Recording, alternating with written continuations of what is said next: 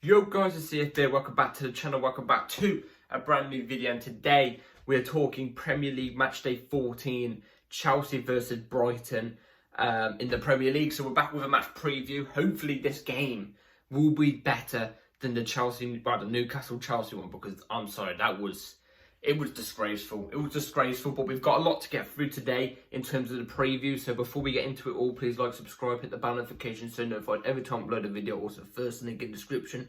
My second chance to go and check that out would be very much appreciated. As I've got something in my eye, I apologise guys. I am very tired. At the moment, I'm working nights, so I am knackered as it is, what I'm trying to say. So, yeah.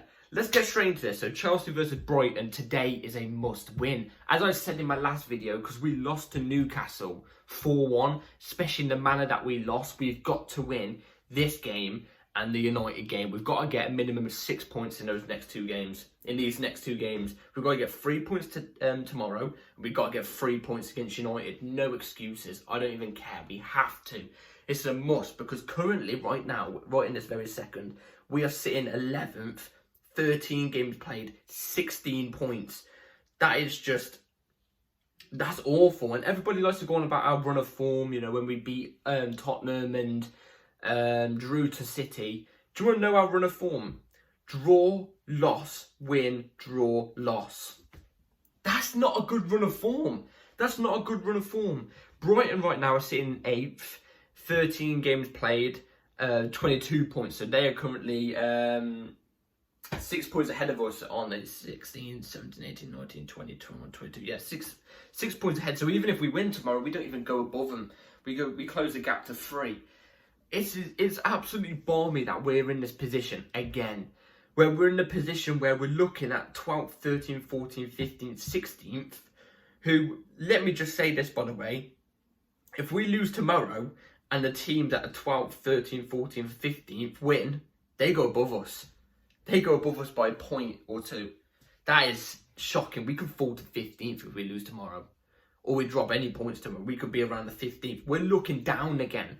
We're looking at the teams below us hoping they drop points instead of looking up and hoping they drop points. Do you know what I mean? We're looking at the teams below us. And for our standard, for our club, that is absolutely disgusting.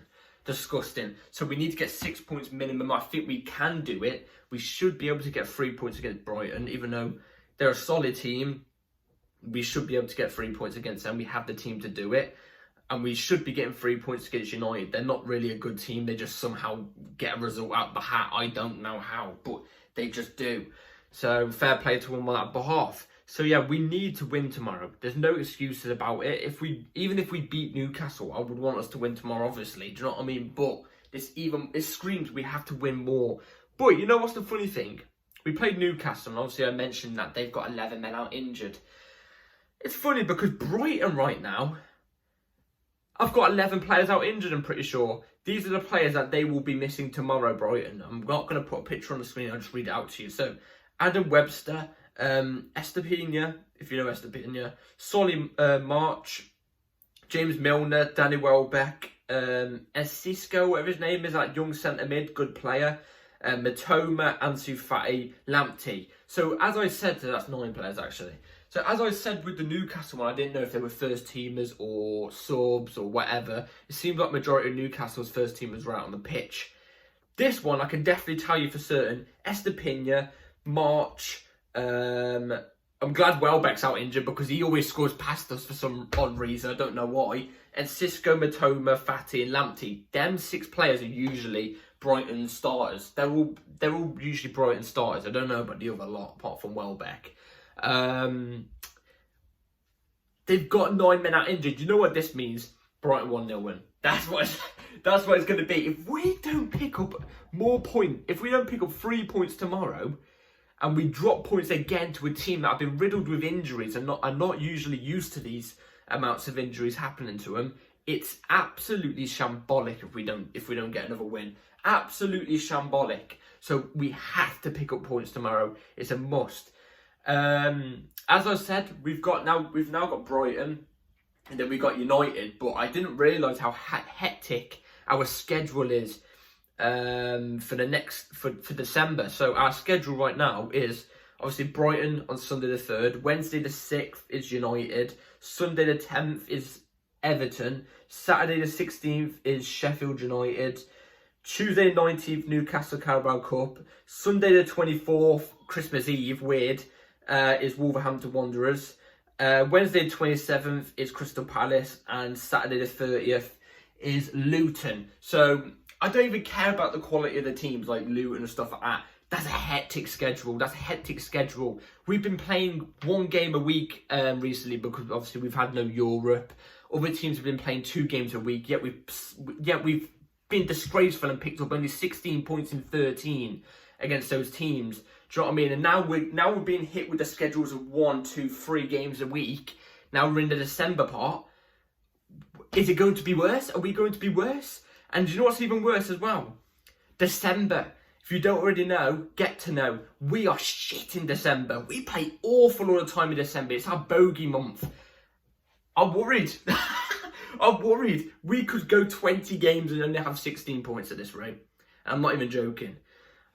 We need to pick up points. Like I said, minimum, we've got to pick up 3 points against Brighton. We've got to put 3 points against United. We have to. We have to pick up points. We should have took advantage of that easy schedule at the start of the season. We really should have, because we dropped so many unnecessary points and silly points to the point now where we had a hard run of fixtures and now we've got a crowded run of fixtures in December where we have to pick up points. Otherwise, we are in the gutters. Danger zone. Big danger zone. So, yeah, Brighton are a solid team as well. It's not like it's going to be a walk in the park. They're a solid team. I can guarantee you, even with the amount of injuries that they've got, they're still going to give us a test, especially with us having Reece James banned for a game. I think it's a game. Cucurella banned for a game. Gusto, I didn't realise, is actually injured. So we haven't even got a right back. Ben Chilwell is injured. We haven't got a left back. I don't think Pochettino is going to play Maatsen at left back. He hasn't used him at all, ever, at left back, even though he's a natural left back. And Nkunku and Lavia are in training, obviously, still. I reckon they'll be ready for the United game on the bench or something. This is going to be... I don't even know. We've got to put some together. We've got to rack up some points. So, yeah, let's get straight into the lineup, obviously, of what I want to...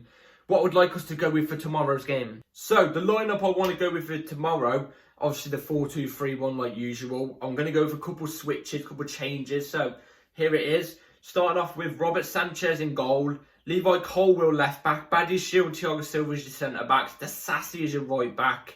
Enzo and Caicedo is your double pivot in the midfield too. Enzo left wing. Mudryk left wing. Cole Palmer cam. Sterling right wing. And Jackson up top. Now, let me give you my thoughts on why I chose this. So, Sanchez in goal. I haven't really got any complaints about Sanchez apart from he couldn't really save any of the shots against Newcastle. It happens, you know what I mean? It happens. So yeah, he's our goalkeeper. Left back Colwill. Obviously, like I said, we haven't got any left backs bar Maatsen, but I don't think Pochettino will use Maatsen at all. I would be willing to see Maatsen maybe. I'm not too sure, but last time he came off the bench and played left back for like 5 minutes, he was atrocious. So, I'm going to go with Levi Colwill left back. I think against a team like Brighton, I think he can hold his own there. So, I'm going to go with that.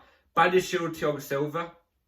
The whole back line is really self-explanatory because, you know, we're not going to use Trevor Chalobah at right back, are we? When he hasn't played a single game this whole season, he's clearly going to go in the January transfer window, unfortunately.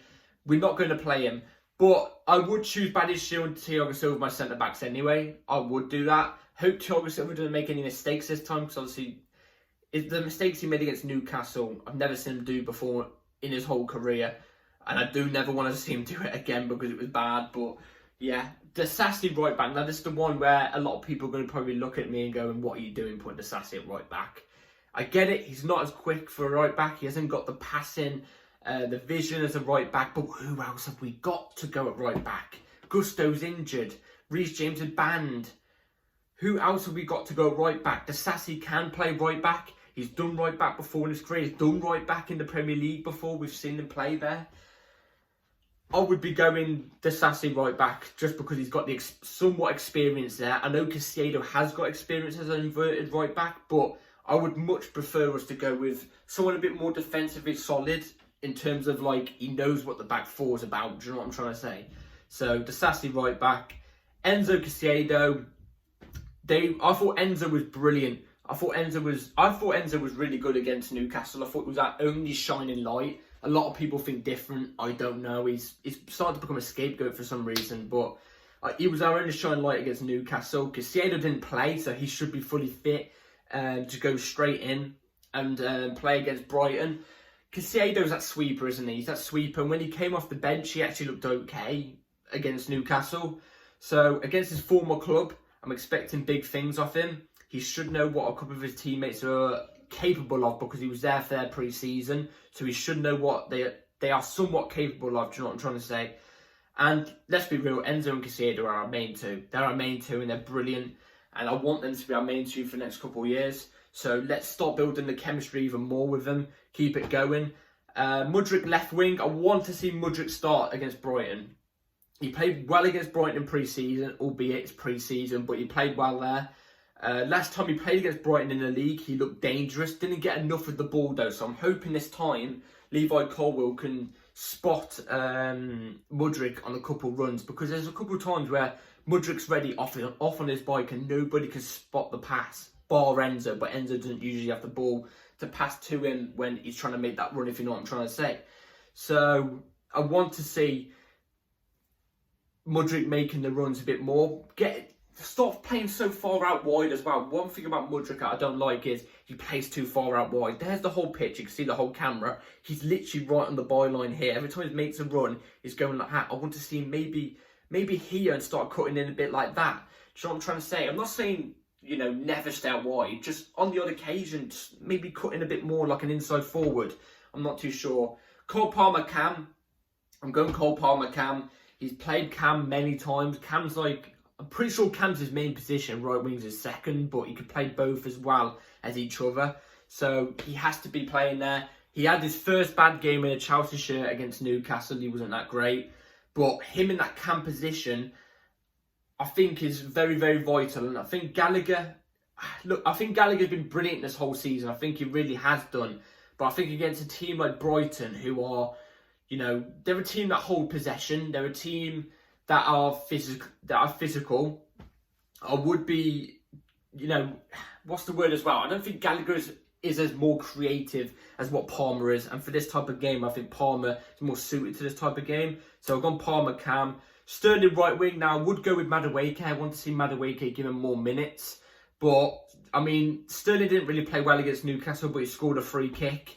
So that is literally the only little bit that I'm choosing Sterling over Madueke for at this moment in time. So, yeah, if it's Madueke, I'm happy with it. But literally, it's this much between Madueke and Sterling. That's why I chose Sterling today. He can play right wing as well. And then Jack's up top. Just please do some... Now, I don't even care if it's Jackson or Broder up top. Choose either one of the two. But Jackson was very, very poor against Newcastle. There was times where he let the ball bounce a bit too much, like 2 times before he took a shot when he could take a shot straight away. His dribbling past players and beating the press is good, but then it's finding the right decision. There's sometimes a player where that's a little bit more clear on the left-hand side than there is on the right, yet he makes the one off the right because it's the easier decision, otherwise he's got to turn. Do you know what I mean? Like, it's just decision-making. He needs to bag tomorrow. Like I already said, if Broder starts, I'm all for it anyway as it is. But yeah, that's it for my starting 11. Let me know in the comments down below what your starting 11 would be. So, score prediction for tomorrow's game, Chelsea-Brighton. Now, like I said with the Newcastle one, when they had 11 players out injured, I thought we was going to get the win. Mainly because they've got 11 players out injured. Now, Newcastle are a better team than Brighton. Brighton is still a very, very, very solid team. Very solid team. It's going to be tough tomorrow, even as it's at the Bridge. But since I've looked at Brighton's injury lineup, and obviously they've got 9 out injured, majority of them look like they are their main players. They look like they're their main players. That European place has clearly took a hit on them. I'm going to go Chelsea 2, Brighton 1. Actually, no, I'm going to go Chelsea 2, Brighton 0. I'm really hoping we have to pick up the points no matter what tomorrow. We have to pick up 3, not even 1, not even 0. Even if we play really, really, really well and we get a draw, I don't care. We have to pick 3 points up. If we play crap, yet pick up 3 points, I'll be happy. Because we need points at this moment in time. We need points. Going into this hectic schedule in December, 3 points is a must at this moment in time in every game because we are below par. We are currently, I think we're 13 points behind first place Arsenal, our rivals. 13 points. No, actually, no, it's more than that, actually. It might be about 16 or 17. Disgraceful. The fact I'm saying that, it just really pisses me off, I'll be honest. So, yeah, we have to pick up the points. I'm going to go with Chelsea 2, Brighton 0. Let's get it. Come on, Charles. Come on. So, yeah, they're there to take the advantage. Do not be soft. Do not be Charity FC. They're there for the advantage. They're there to take an advantage. So, yeah, Brighton are going to go in, don't get me wrong, with nothing to lose. So they could just go in. If they beat us, I really don't understand. I'm done if they do. But, yeah, come on, Charles. Up the Charles. Let's get the win tomorrow. And yeah, I'll see you after the video. Well, I'll see you after the match tomorrow, about an hour after the match, for the review. See you all tomorrow. Like and subscribe, bell notification on, and I'll catch you later. Have a good rest of your day. Peace.